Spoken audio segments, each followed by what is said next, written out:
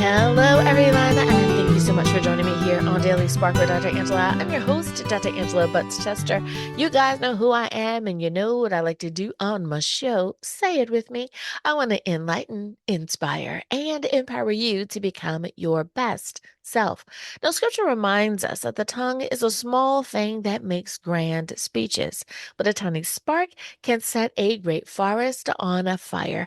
And that's what we want to do today. We want to get you fired up about our topic. Today, we'll be talking about you can't heal what you won't admit. So, you know what I'm going to tell you to do? Go on, get comfy, get cozy, get your coffee or get your tea, because we are about to get started.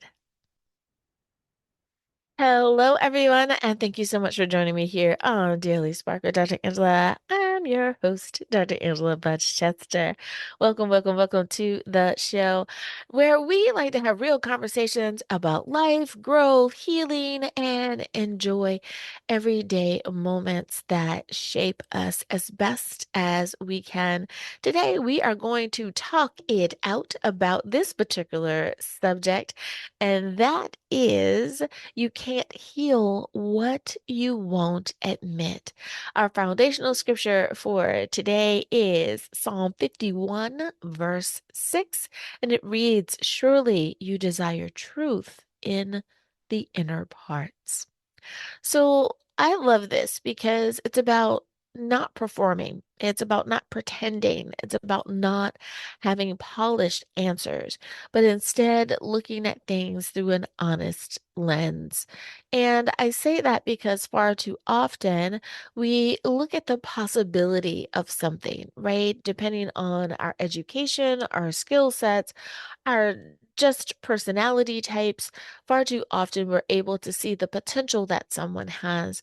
And today we're going to look at not only seeing their potential, but just seeing them for exactly who they are in that moment. Because you could see potential in someone, but if they don't want to do it, guess what? They might not do it. So, with that being said, we are going to look at how do you heal that part if you are not looking at that part. And I'll start here. Many people are functioning while silently struggling. And no, you're probably not going to be able to ask your friend how I can hear some of you saying, well, if my friend was struggling, they would tell me. Not necessarily. Sometimes people don't want to share that part of their lives with others because they want to try to figure it out for themselves. So if we go through life from that perspective of those that I may be close with, but not extremely close with, might be going through something, then that really changes the way that you interact with them. Now, don't get me wrong. They are productive. They're smiling. They're showing up. They're posting online. They're attending meetings. They're serving others. They're going to church. They're doing all that stuff, right? They're checking all of the boxes externally. But internally, they are exhausted. They're disconnected. They're angry. They're wounded. They're overwhelmed. And sometimes they're even lonely. Now, for some people, especially when I say lonely, I'm not talking about the person that might be comfortable being alone. Some people are comfortable with their own presence. Some people can feel lonely in a room full of people.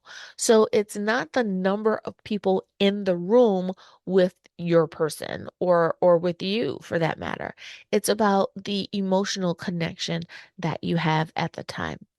So, because they have learned how to function through the pain, nobody realizes how much that they're actually carrying. Some people make carrying all the emotional baggage that they're dealing with look great. They're doing it in designer bags, right? So no one's saying anything because, oh, look at all of those wonderful bags she has. I wish I had all those lovely bags. I can't wait until the day that I get my designer bag fill in name here. right? Not realizing that that is not what you're aspiring to do, that this comes with such emotional drain that you don't, in fact, want to do that. And sometimes, let me tell you, the person doesn't even realize that they are carrying around all of this extra baggage because they've gotten so used to the weight of carrying it all that it doesn't seem like it's there in the first place. Because survival mode has a way of normalizing dysfunction. You become so accustomed to supporting emotion that you stop checking in with yourself on an honest basis. You stop asking, how am I really doing? Like for real, how am I really doing? Not what am I doing? Not am I able to, do this in hair and lashes? Do I need to do this with my loafers on or my stiletto? Like, really and truly, how are you doing? You've stopped asking yourself, what am I actually feeling? Or maybe yours is, what is this situation bringing up in me? That you attending something or you're doing something that you thought would bring happiness and joy to you, but it's not. You're feeling a different emotion. What are you feeling and why? Or maybe you've stopped asking yourself, why do I keep reacting this way? Right? For some people, it's, I always cry when someone asks me that question, or I always get so angry that I just want to lash out at someone. However, the response is that it's making you feel some kind of way. And then you ask, why do I keep reacting this way? You need to sit down and check in with yourself because you are not alone. There are millions of people that are feeling the exact same way. But the only way you change it is to start by being honest with yourself. Instead, many people distract themselves. I know. I can feel someone shaking their head going, "Yep." And here's the number one thing. You stay busy, right? I'm gonna do something, do something, do something, do something. And you're doing busy work, not real work, not like progressing your career or doing those things that are really gonna matter. You're doing the busiest, the simplest of busy work just so that you have a something to do. Sometimes you even make up something, a reason, or you create an argument or a situation so that you can leave or stay, do or don't do, but you create a situation so that you don't have to deal with what's honestly going on. Some people overwork. They unnecessarily overwork. I am not talking about the people that are legitimately staying busy because they're trying to finish a project, or the person that has a lot of overtime this week because they're trying to solve a case, or, they're in a profession where they're trying to serve their client and they're going to save their client's life in some way. That's all understandable. That is all understandable. Or perhaps what they're doing is that they try to avoid difficult conversations altogether. Now, I can understand that there's some things that you want to keep private. Of course, we understand that. But you do need to have the difficult conversations with at least yourself so that you can get to the bottom of what's going on. Or maybe you're scrolling endlessly. I think they call that doom scrolling, where you're just scrolling and scrolling and scrolling and scrolling. And it's like, sister, brother, give it a rest. Put your phone down.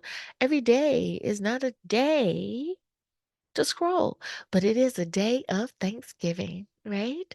So, with that being said, you don't have to look for that thing that's going to feed that part of your brain that's looking for the drama, drama, drama, drama, chaos, right? You don't have to do that. You really, really, really, really don't. I want you to realize that there can be days that feel really good to yourself, that make you happy, that make you feel like you are tapped in, tuned in to something great. And I want you to stay there for a little while. But you don't get to go there if you are avoiding those things that are going to help you heal. It only delays it. So let's get to it. Let's figure out what's in the way so you can get on to living your best life. Psalm 51:6 says, "Surely you deserve truth in the inner parts." Notice that truth is in the inner parts of you first, not the public appearances, not the external success. Truth internally first. Because healing begins when honesty enters the room. And honesty can feel uncomfortable at first if you're not used to it, if you weren't raised with it. Because once you admit something, you can no longer pretend that it is not affecting you. So many people are pretending that their world is solid, that their world is safe, that their world is okay, that their world is functioning properly, when everyone else can see that it is not. It does not matter how many times you repeat the lie to yourself. If it is a lie and everyone else can see that it's a lie, you're only gaslighting yourself. You're not gaslighting everyone else because they can see that it's a lie. If you tell me I am loving this purple dress that I have on, I am loving my purple tie, but everyone can obviously see that it's orange, there's no way you're gonna get someone to agree with you that it's purple. You know why? Because we learned in kindergarten that that color is orange. So stop lying to yourself. Stop pretending with yourself. Because the moment you do, boy, are you going to understand that there's a whole new world out there. And everyone wants you to partake in that way. Because it's so much better over here on this side where we're talking about things honestly and we're able to self assess. We are self aware. And at the same time, we are able to produce the version of ourselves that is the best version of ourselves. Because healing begins when honesty enters the room. And honesty can feel uncomfortable at first because you aren't used to admitting it. But I promise you, you can no longer pretend that it is not affecting you. Once you admit, I'm hurt, I'm disappointed, I'm angry, I'm tired, I don't trust people anymore, or I've been carrying around resentment, I've been pretending that I'm okay and I'm not. People have a lot of things that are going on in their world that they're pretending to be okay. They're they're getting divorced and they don't want to. They're having another child and they're kind of not prepared for that. Or they didn't get the promotion, but they still have to be okay in their workplace. So on and so forth. There are things that people are dealing with and they're trying to be okay and put their best foot forward. And that can be really difficult at times. So now you are face to face with what needs your attention. Spend some time with yourself and give yourself the attention that you need. But hear me carefully, but hear me clearly. Acknowledging that you are experiencing a pain is not weakness, it is courage. The reason why you are not healing is because someone has convinced you that acknowledging the pain is weakness. And let me tell you something, that person has done you a disservice. They taught you that because they were taught that. And they have been wallowing in their pain and in their hurt for years. And now they want you to be miserable too. I am here to remind you that acknowledging your pain is not weakness, it is courage. And some people delay healing because they think admitting their pain means that they are failing spiritually or emotionally or mentally. And I want to say this as loudly as I can. No, that's not true. That is not true. It means that you are human. Even Jesus wept. Even Jesus experienced grief. Even Jesus expressed emotion honestly. So, emotional honesty is not a lack of faith, it is a part of being whole. And the truth is, many people are praying for healing while refusing to acknowledge what really hurts. But healing requires awareness. You cannot treat what you continue to deny. You know, suppression does not remove pain. One of the biggest misconceptions people have is believing that ignored emotions disappear. They do not. Suppressed emotions often reappear in other forms. Sometimes they become irritability, anxiety, emotional numbness, chronic exhaustion, defensiveness, people pleasing, overthinking, or sometimes just simply experiencing difficulty in trusting others. And because the original emotion was never processed honestly, it keeps resurfacing indirectly. This is why emotional awareness matters so much. Your emotions are information. They're not dictators, they're not enemies, they're information. And information is important because information is data. And as we all know, data is priceless.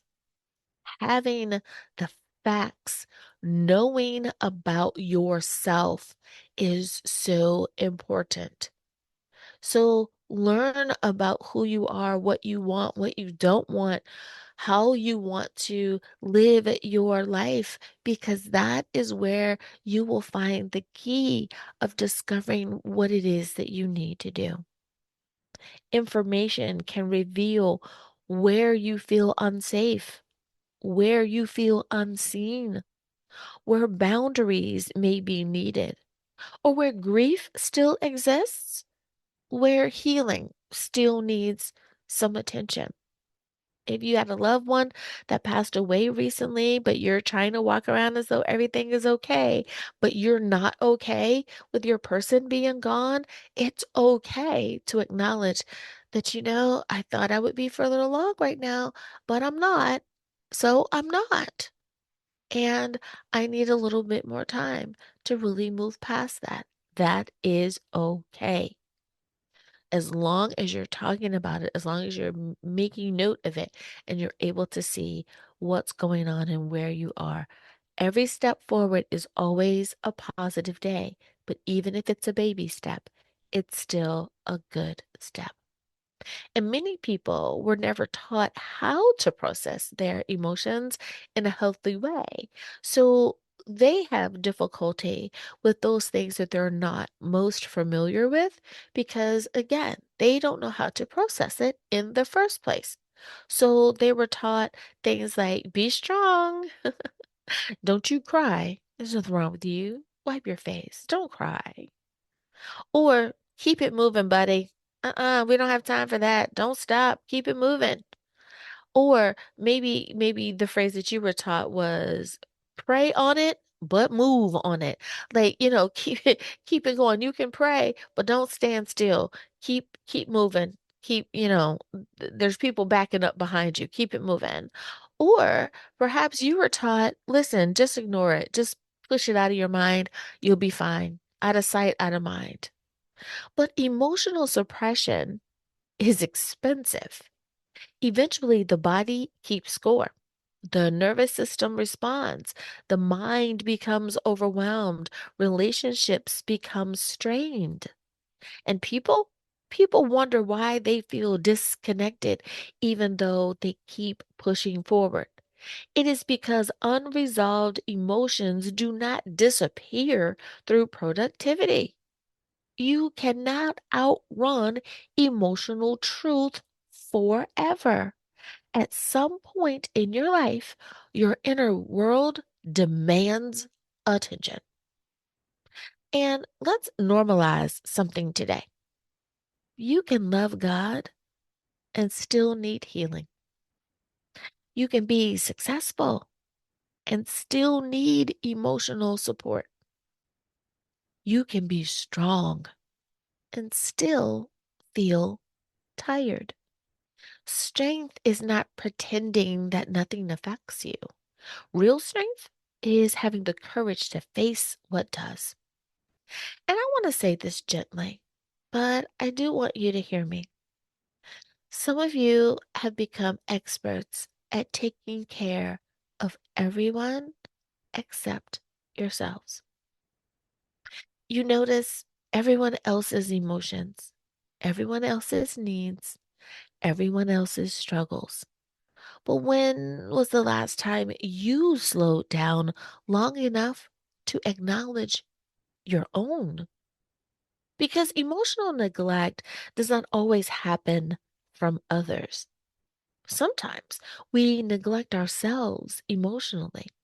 We dismiss our feelings. We minimize our exhaustion. We silence our own needs.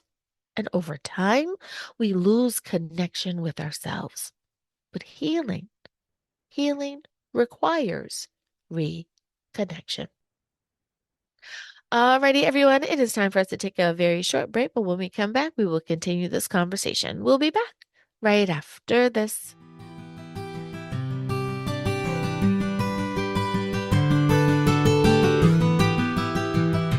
And we are back. Thank you so much for joining me for Daily Spark with Dr. Angela. I'm your host, Dr. Angela Butchester. Let's jump back into the conversation. Emotional healing creates freedom. So here's a beautiful thing about honesty. What you acknowledge can finally begin to heal. Once you stop pretending, progress becomes possible. Now, let's clarify something important. Emotional honesty is not emotional chaos. It does not mean that every emotion controls your life. You would be a mess. It does not mean that reacting impulsively is something that you have to do with every situation and with every feeling. It means becoming emotionally aware enough to tell yourself the truth. Now, the truth sounds like this. You know, that hurt me. It's telling someone that something that they're doing, something that they've said, a current action, a past action, that hurt me. Perhaps they really and truly didn't know, or it never dawned on them, or they just assumed that it was all right because you never said anything before. Well, today is your day. You had the courage to tell them. Bravo. The truth sounds like I'm disappointed. I need rest. I feel emotionally overwhelmed, or I feel overwhelmed. It sounds like I have been carrying fear, or I need support, or perhaps truth sounds like I haven't fully healed from that yet.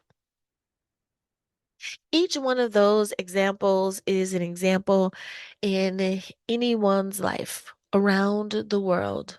If you have lived a life that has involved other people, then at some point someone has said something or done something that may have disappointed you or hurt your feelings.